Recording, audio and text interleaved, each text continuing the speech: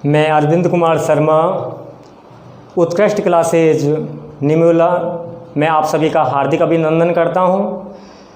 प्यारे छात्र और छात्राओं, आज मैं आपको कारक और विभक्ति के बारे में सामान्य परिचय कराऊंगा।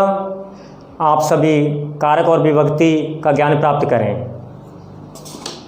सबसे पहले प्यारे छात्रों और छात्राओं, हम सबको किसी भी बिंदु के बारे में यदि हम चर्चा करते हैं तो सबसे पहले हमको उसकी परिभाषा होना बहुत ज़रूरी है, क्योंकि बिना परिभाषा के हमारा जो बिंदु होता है ना वो अधूरा होता है। तो सबसे पहले हम कारक की परिभाषा के बारे में जानकारी प्राप्त करेंगे। सबसे पहले कारक की परिभाषा।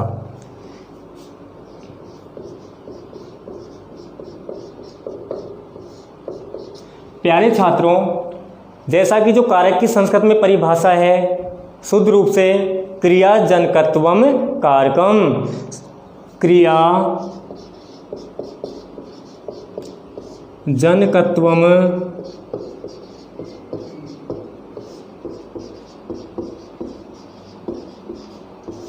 कारक की शुद्ध परिभाषा हुई क्रिया जनकत्वम कारकम।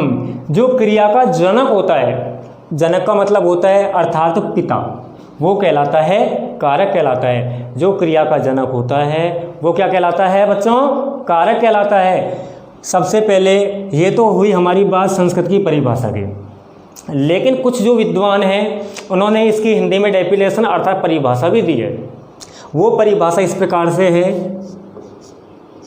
वे शब्द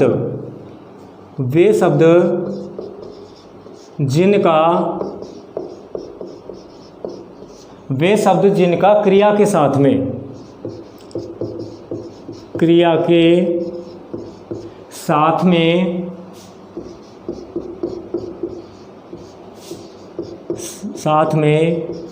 प्रत्यक्ष, वे शब्द जिनका क्रिया के साथ में प्रत्यक्ष तथा अप्रत्यक्ष रूप से संबंध पाया जाता है, वे शब्द क्या कहलाते हैं बच्चों? कारक कहलाते हैं।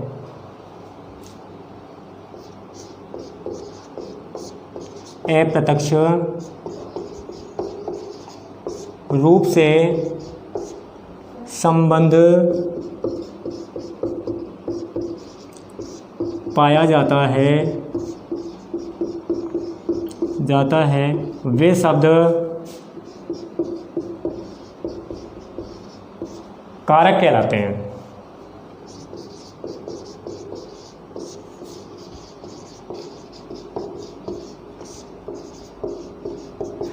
बच्चों, आपने देखा होगा कि जो हमारी संस्कृत भाषा है इसमें विद्वानों ने कारक के 6 भेद माने, जबकि जो हिंदी भाषा है, हिंदी भाषा में कारक के 8 भेद माने जाते हैं।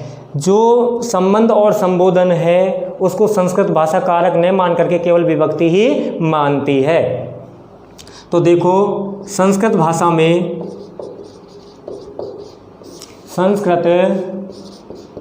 में मुख्यतः कारक के 6 भेद होते हैं।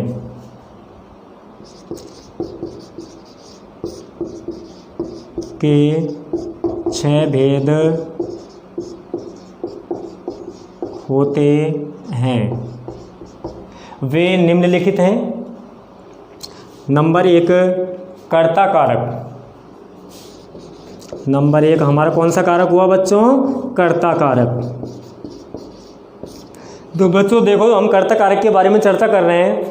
कर्ता किसको कहते हैं? किसी भी काम को करने वाला जो व्यक्ति होता है वो कहलाता है कर्ता कारक। किसी भी कार्य को करने वाला क्या कहलाता है बच्चों? कर्ता कारक। नंबर 2 कर्म कारक।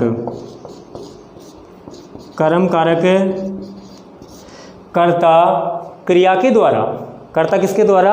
क्रिया के द्वारा जिसको बहुत ज़्यादा प्रेम करता है, कर्ता क्रिया के द्वारा जिसको बहुत ज़्यादा प्रेम करता है ना, वो होता है कर्म कारक होता है। नंबर 3 हमारा है करण कारक।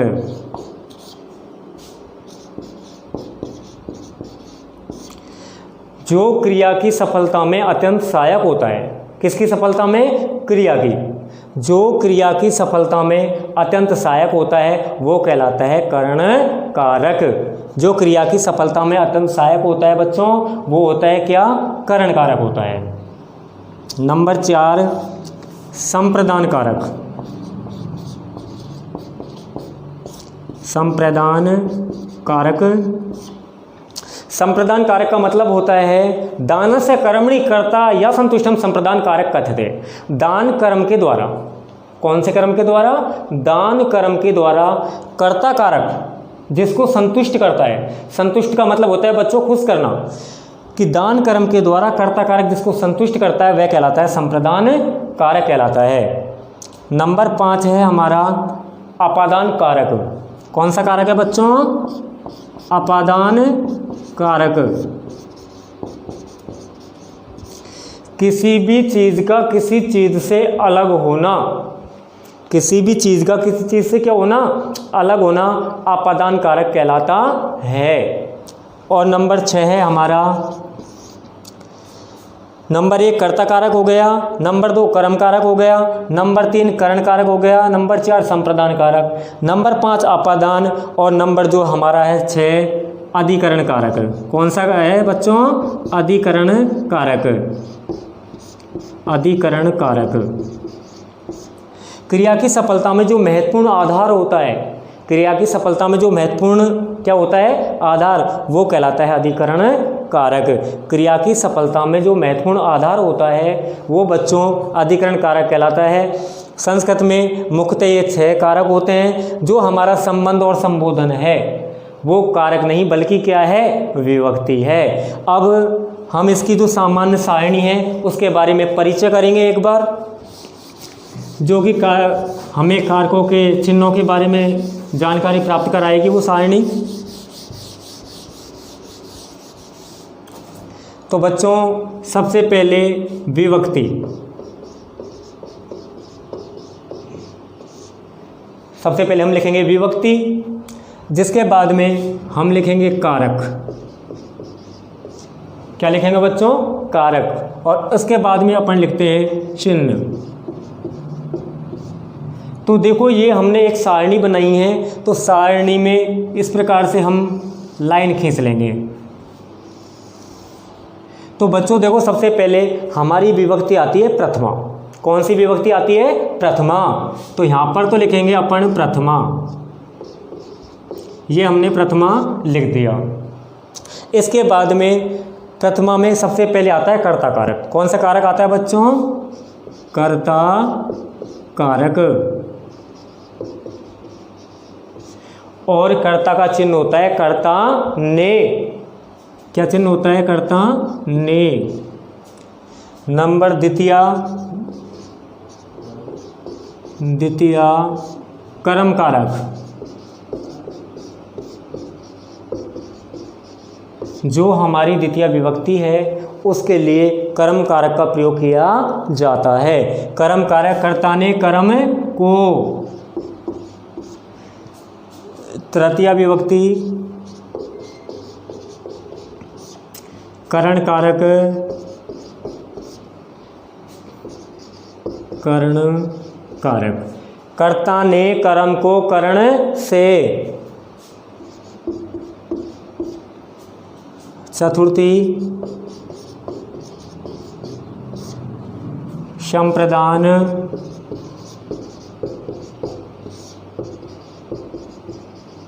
संप्रदान के लिए।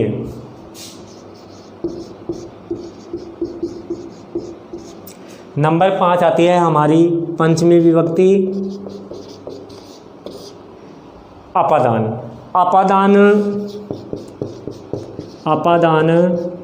कारक कर्ता ने कर्म को करण से। संप्रदान के लिए अपादान से पृथक होना।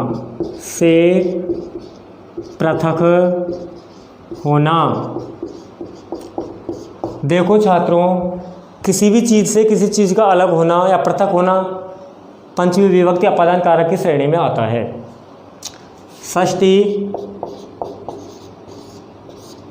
षष्ठी में आता है संबंध।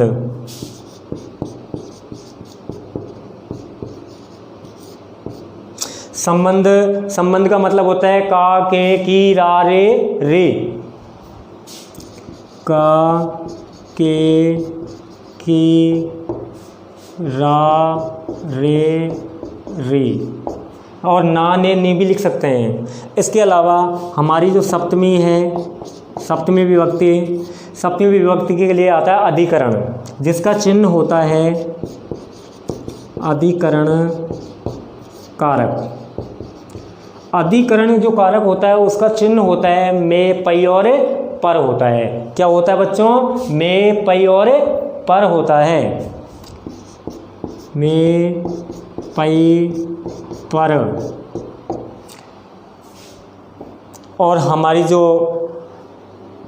संबोधन है, संबोधन के लिए बच्चों, संबोधन के लिए कुछ विद्वान हिंदी भाषा में इसको 8 कारक के भेद मानते हैं, लेकिन जो संबोधन है संस्कृत भाषा में प्रथमा विभक्ति में प्रयोग में ली जाती है। संबोधन का प्रयोग प्रथमा विभक्ति के लिए ही होता है। तो यहाँ पर भी अपन लिख देंगे संबोधन। संबोधन का मतलब होता है हे ओ अरे, हे ओ अरे। तो बच्चों ये हमारा सामान्य परिचय पूरा हुआ। तो बच्चों देखो ये सारणी हमने इसको एक बार फिर से समझ लें, क्योंकि आपके समझने के दृष्टिकोण से बहुत ही अच्छी लगेगी आपको। तो बच्चों देखो सबसे पहले तो ये हमारी हो गई, एक तरफ तो हो गई विभक्ति, इसके अलावा एक तरफ हो गए हमारे कारक और आगे हो गए उनके चिन्ह। तो देखो इसको यदि अपन गाने से भी गाते हैं तो कर्ता ने कर्म को कर्ण से संप्रदान के लिए आपादान से अलग होना, संबंध काके की रारे री नाने नी, अधिकरण में पई पर और संबोधन हे ओ अरे। तो भैयाओं सबसे पहले जो प्रथमा विभक्ति होती है वो कर्ता कारक के लिए प्रयुक्त होती है। और कर्ता कारक कहते किसको हैं? किसी भी काम को करने वाला क्या कहलाता है? कर्ता कारक कहलाता है। और इसका चिन्ह होता है बच्चों ने होता है। द्वितीय विभक्ति कर्म कारक, कर्ता क्रिया के द्वारा जिसको बहुत ज़्यादा संतुष्ट करे या खुश करे वो उसका कर्म कारक होता है, उसका चिन्ह होता है बच्चों को होता है। तृतीय विभक्ति करण कारक, क्रिया की सफलता में जो अत्यंत सहायक होता है वो करण कारक कहलाता है। जैसे जागृति कल में लिखती, जागृति पेन से लिखती है, तो यहाँ पर उसका चिन्ह हुआ से। चतुर्थी विभक्ति दान कर्म के द्वारा कर्ता कारक, जिसको संतुष्ट करता है, क्या करता है? संतुष्ट, वो होता है संप्रदान कारक। जैसे राजा ब्राह्मणाय गौ ददाति, राजा ब्राह्मण को गाय देता है। राजा ब्राह्मण को बच्चों क्या दे रहा है? गाय दे रहा है। क्या दे रहा है? गाय। तो यहाँ पर देखो इसके लिए चिन्ह आएगा के लिए। और एक शब्द हमारे देखो बहुत सी बार बोर्ड एग्जाम में भी पूछा गया कि श्री, श्री का अर्थ वैसे बच्चों लक्ष्मी होता है, लेकिन श्री गणेशाय नमः, श्री हनुमते नमः, श्री सरस्वते नमः, श्री हनुमते नमः, श्री सरस्वते नमः। तो नमे शब्द का जो प्रयोग है वो किस लिए किया जाता है और कौन सी विभक्ति में प्रयोग में आता है? तो बच्चों जो नमे शब्द है जो हमारी चतुर्थी विभक्ति है, तो जो हमारी चतुर्थी विभक्ति है, चतुर्थी विभक्ति हमारा संप्रदान कारक है और दान कर्म के द्वारा कर्ता कारक जिसको संतुष्ट करता है वो संप्रदान कारक होता है। और इसके कुछ चिन्ह हैं नमे, स्वस्ति, श्वेधा, वसट, रुच और क्रुद्ध। इन शब्दों के योग में चतुर्थी विभक्ति का प्रयोग होता है। तो श्री गणेशाय नमः, तो नमे शब्द के योग में बेटाओ चौथी विभक्ति का प्रयोग किया गया है। अब हम इससे आगे चर्चा करेंगे। प्रत्येक जो हमारे चिन्ह हैं अर्थात जो हमारे कारक हैं उनके बारे में विस्तृत जानकारी प्राप्त करेंगे। सबसे पहले हम कर्ता कारक की चर्चा करेंगे कि कर्ता कारक किसके योग में आता है और क्यों आता है। तो देखो जो कर्ता कारक है हमारा, सबसे पहले कर्ता कारक, तो बच्चों देखो जो कर्ता कारक है उसकी परिभाषा सबसे पहले हम मालूम करेंगे कि कर्ता कहते किसे हैं। किसी भी काम को करने वाला होता है वो कर्ता होता है। अर्थात जैसे राम पढ़ती, राम पढ़ रहा है, तो इसमें कर्ता कौन हुआ बच्चों? राम, क्योंकि राम है जो पढ़ने का क्या कर रहा है? कार्य कर रहा है, तो इसका कर्ता हो गया राम हो गया। सीता पसती, सीता पकाती है, तो अर्थात इसका कर्ता कौन हुआ? सीता हुई। तो और इसके अलावा लिंग, परिमाण, वचन आदि के लिए भी प्रथमा विभक्ति का प्रयोग होता है। और बच्चों, हमने कारक के वैसे आपको बताया था कि हिंदी भाषा में तो 8 भेद माने गए हैं, लेकिन हमारी जो संस्कृत भाषा है ये केवल 6 ही भेद मानती है। संबंध और संबोधन को ये कारक नहीं मानती है, और जो हमारा संबोधन है संस्कृत भाषा संबोधन को प्रथमा विभक्ति मानती है। तो संस्कृत भाषा में जो संबोधन है वो प्रथमा विभक्ति में ही आता है। तो देखो, सबसे पहले परिभाषा कारक की।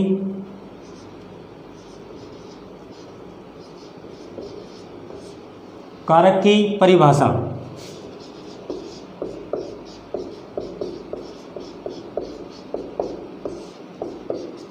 किसी भी कार्य को करने वाला कर्ता कारक कहलाता है।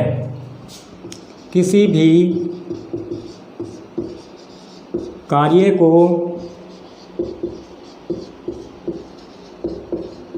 करने वाला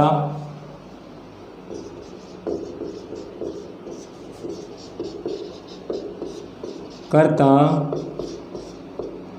कारक कहलाता है। कारक कहलाता है।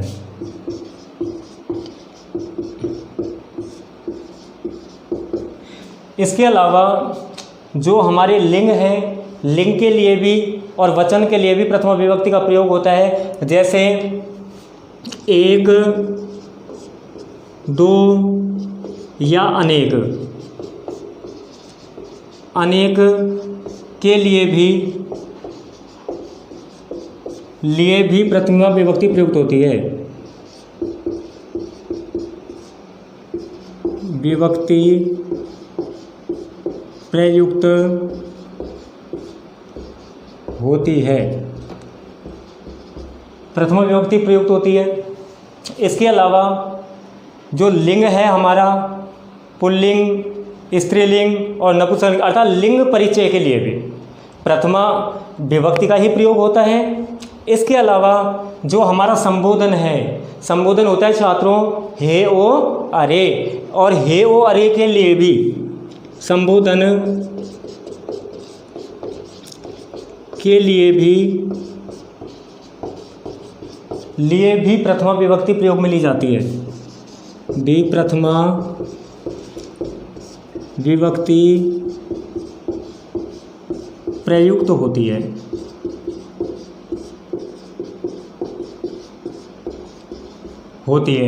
इसके अलावा जैसे इसके कुछ एग्जाम्पल है, उदाहरण है।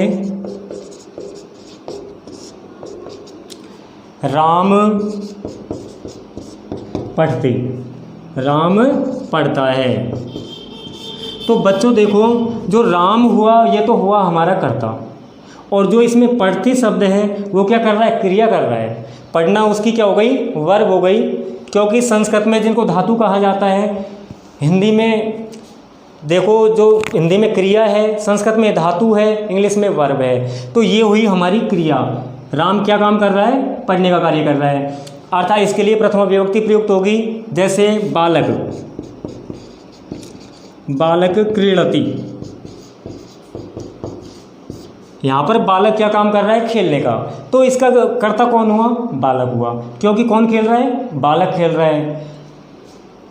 और जो क्रीडति शब्द है इसकी हो गई क्रिया।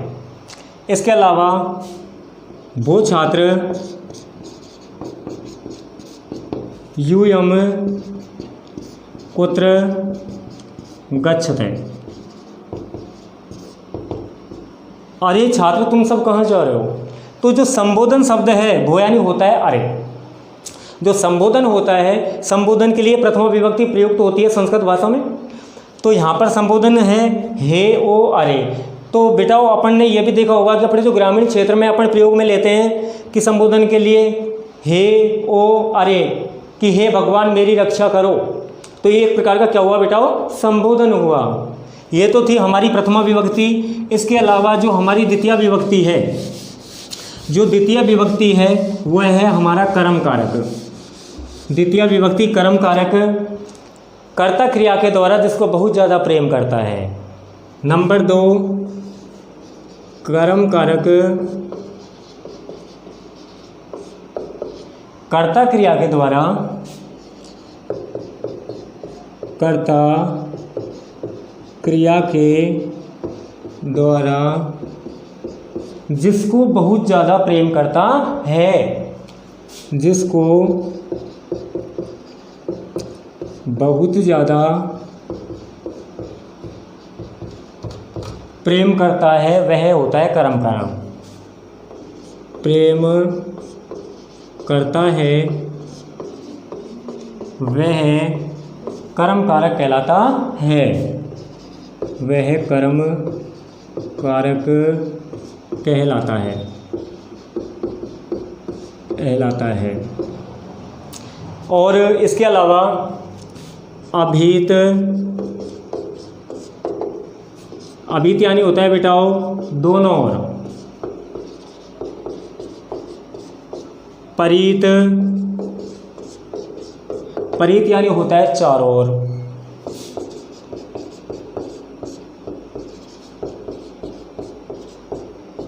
और उभयत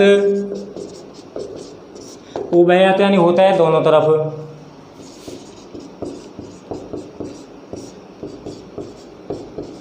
अभीत, परीत, उभयत। हाँ, धिक यानी होता है बेटा धिक्कार।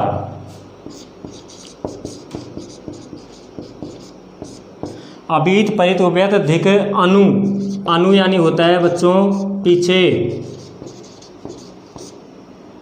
अभीत, परीत, उभयत, धिक, अनु, प्रति।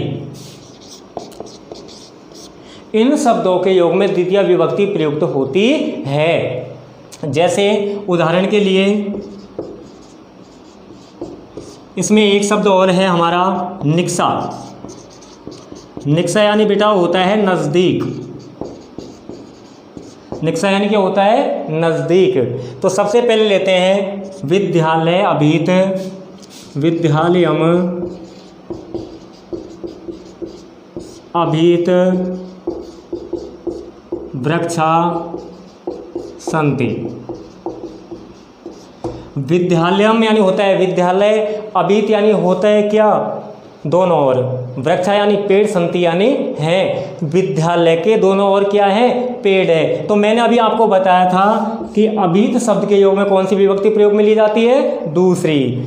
और यहाँ पर एक छोटा सा एक तरीका और है हमारा कि जो अपन राम शब्द का रूप बनाते हैं शब्द रूप से, तो उसमें क्या है बेटाओ एक सारणी है, इसके माध्यम से जैसे राम शब्द का रूप ले लिया अपन ने, राम, रामाओ और रामा।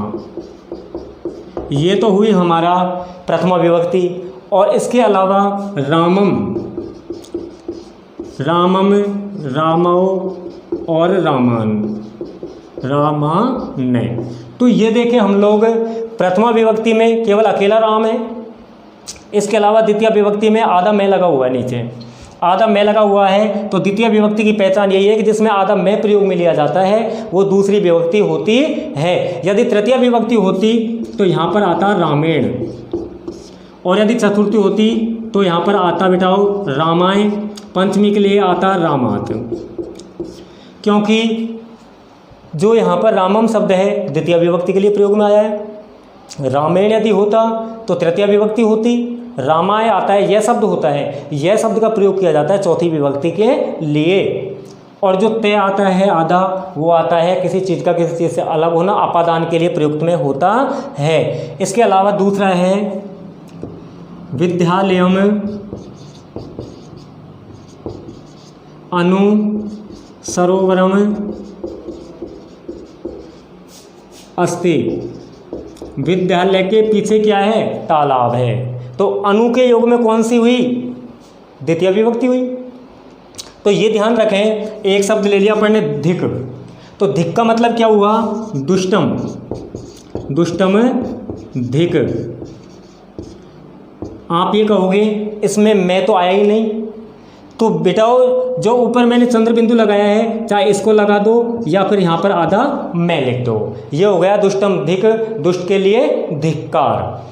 अर्थात अभीत, परीत, उभयत, हाँ, धिक, अनु, प्रति, अनुवस्ति, उपवस्ति, अवस्थि, इन शब्दों के योग में द्वितीय विभक्ति का प्रयोग किया जाता है। आगे बढ़ते हैं तृतीय विभक्ति की ओर हम। तो तृतीय विभक्ति पे हमारा बेटाओ करण कारक है। तृतीया विभक्ति पे हमारा करण कारक है। और सबसे पहले तृतीया विभक्ति की जो परिभाषा है वो हम मालूम करेंगे। नंबर 3 करण कारक। करण कारक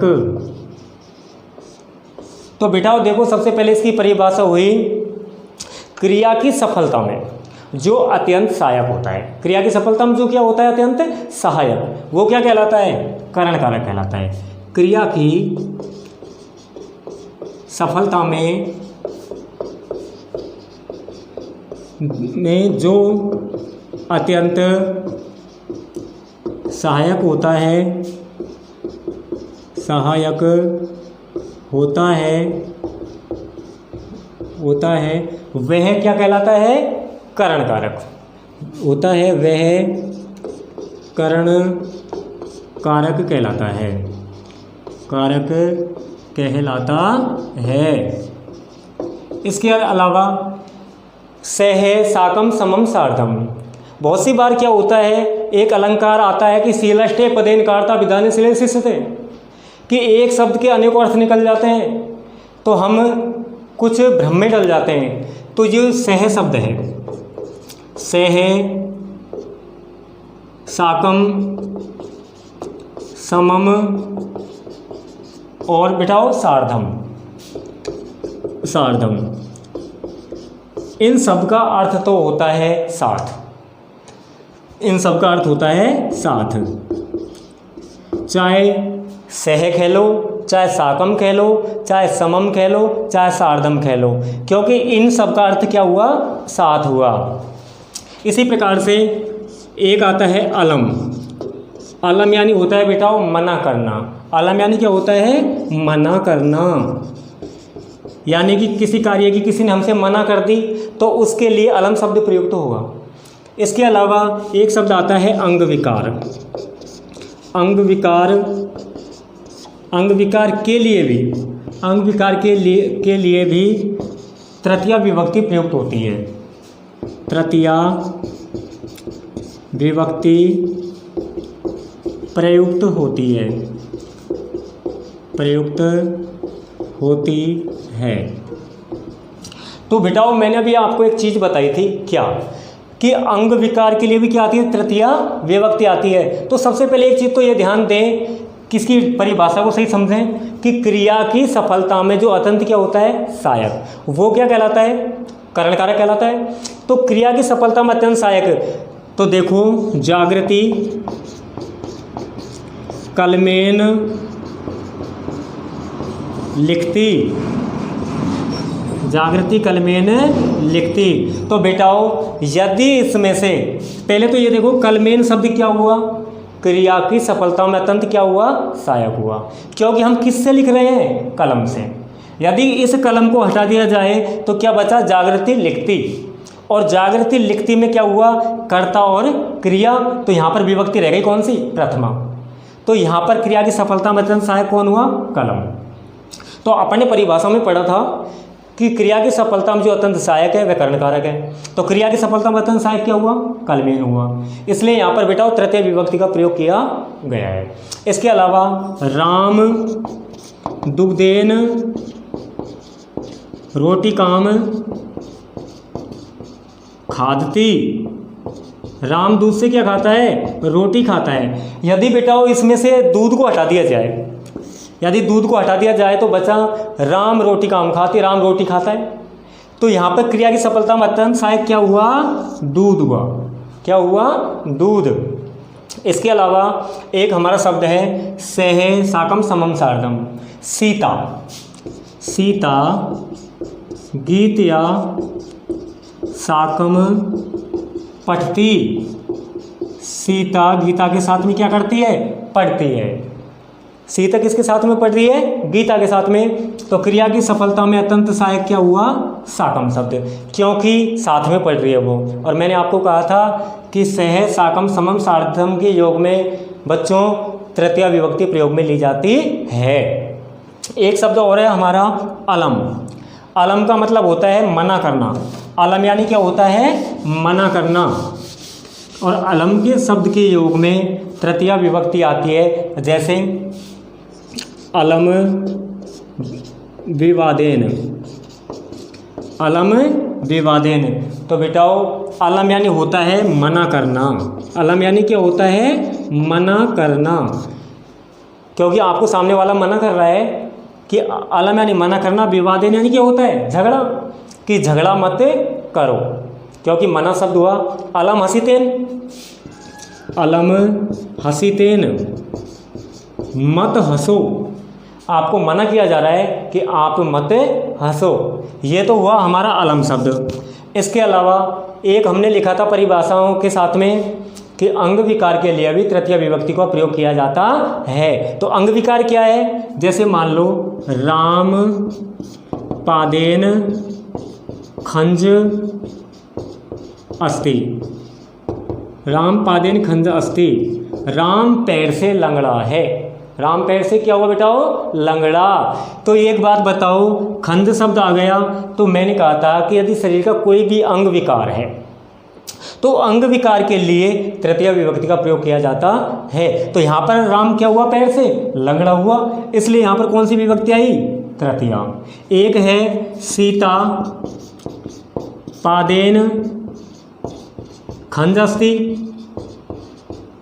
खंज अस्ति, सीता पैर से लंगड़ी है, इसको ले लो चाहे, या फिर श्याम, श्याम कर्णेन बधिर अस्ति, श्याम कान से कैसा है, बहरा है, श्याम कान से कैसा हुआ, बहरा। तो अंग विकार के लिए बधिर शब्द के योग में यहाँ पर तृतीय विभक्ति का बेटाओ प्रयोग किया गया है। तो ये हुई हमारी तृतीय विभक्ति की चर्चा, आपको समझ में आया होगा। इसके अलावा हम अब बढ़ते हैं अगली विभक्ति और कारक की ओर। नंबर 4 पर हम जाते हैं, तो हमारे लिए आता है संप्रदान कारक। और देखो नंबर 4 संप्रदान कारक, संप्रदान कारक। तो देखो बेटाओ संप्रदान कारक के बारे में अपन चर्चा कर रहे हैं। इसकी सबसे पहले परिभाषा, दानस्य कर्मणि कर्ता या संतुष्टम संप्रदान कारक कथ्यते। दान कर्म के द्वारा, कौन से कर्म के द्वारा बेटाओ, दान कर्म, दान कर्म के द्वारा, दान कर्म के द्वारा, के द्वारा, दान कर्म के द्वारा कर्ता कारक, कर्ता कारक जिसको संतुष्ट करता है, जिसको संतुष्ट करता है, दान कर्म के द्वारा कर्ता कारक जिसको क्या करता है, संतुष्ट, वो कहलाता है, वह है संप्रदान कारक कहलाता है, कारक कहलाता है। दान कर्म के द्वारा कर्ता कारक जिसको संतुष्ट करता है, संतुष्ट का मतलब होता है बेटाओ खुश करना, वह संप्रदान कारक कहलाता है। इसके अलावा नमे बराबर नमस्कार, नमे यानी नमस्कार, स्वस्ति, स्वस्ति यानी होता है कल्याण, नमे स्वस्ति स्वधा, वसट, रुच और क्रोध,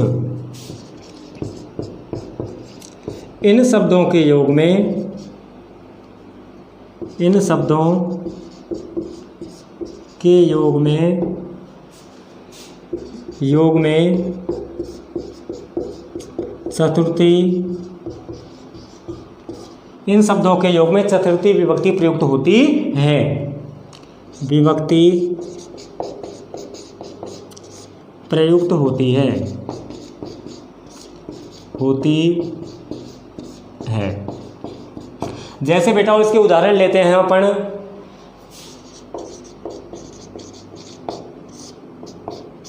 श्री गणेशाय नमः, श्री गणेशाय नमः। तो मैंने अभी आपको कहा था कि यहाँ पर जो नमे शब्द है, नमे शब्द के योग में कौन सी विभक्ति आती है बेटाओ, चतुर्थी। इसके अलावा मैंने एक चीज़ और कही थी आपको, अभी आपको जो राम शब्द का मैं रूप बता रहा था उसमें कहा था कि चतुर्थी एक वचन में राम शब्द का रूप लेते हैं तो रामाय शब्द आता है। कौन सा आता है? रामाय। तो रामाय, तो यहाँ पर क्या आ रहा है? श्री गणेशाय, यानी लास्ट में यह है और जहाँ पर यह आ गया तो ये समझो चतुर्थी क्या है? विभक्ति है। इसके अलावा श्री हनुमते नमः, श्री हनुमते नमः, तो ये तो आप समझ ही गए होंगे कि नमः शब्द के योग में चतुर्थी विभक्ति आती है। इसके अलावा आप देखा है कि क्रुद्ध धातु के योग में भी चतुर्थी विभक्ति प्रयोग में ली गई है। पिता पुत्राय क्रुध्यति, पिता पुत्र पर क्रोध करता है या गुस्सा करता है, तो यहाँ पर यह के योग में भी चतुर्थी विभक्ति है और इधर को क्रुद्ध धातु के योग में भी कौन सी विभक्ति हुई? चतुर्थी हो गई। यहाँ पर एक उदाहरण है, राजा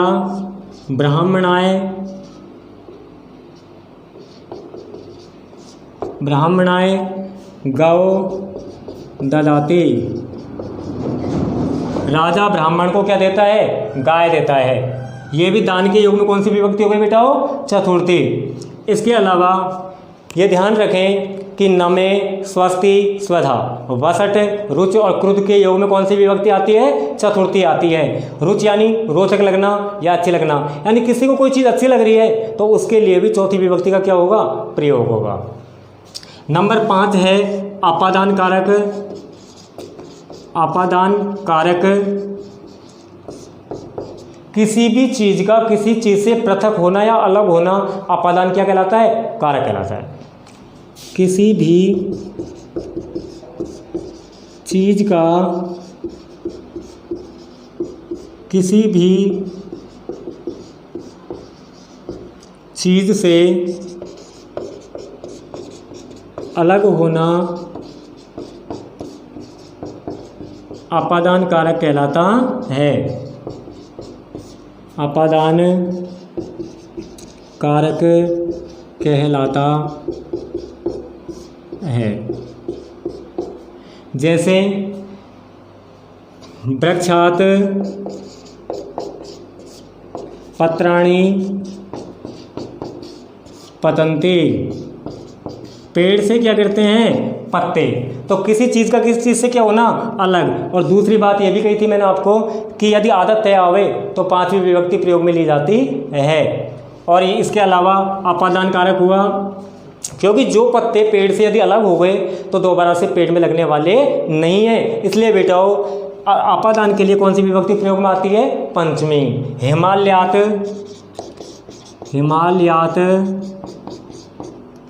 गंगा प्रवहति, हिमालय से गंगा निकलती है, यानी कि हिमालय से क्या निकल रही है? गंगा। और गंगा यदि हिमालय से निकल गई तो ये ध्यान रखो दोबारा से वो हिमालय पर लौटने वाली नहीं है, इसलिए अपादान के लिए पंचमी विभक्ति का प्रयोग किया गया है। तो बच्चों आज जो कारक और विभक्ति है इस बिंदु में मैंने आपको अपादान कारक तक का ज्ञान करवाया। अगले बिंदु में मैं आपको कारक के जो बचे हुए शेष बिंदु है उनके बारे में विस्तृत जानकारी प्राप्त कराऊंगा। जय हिंद, जय भारत।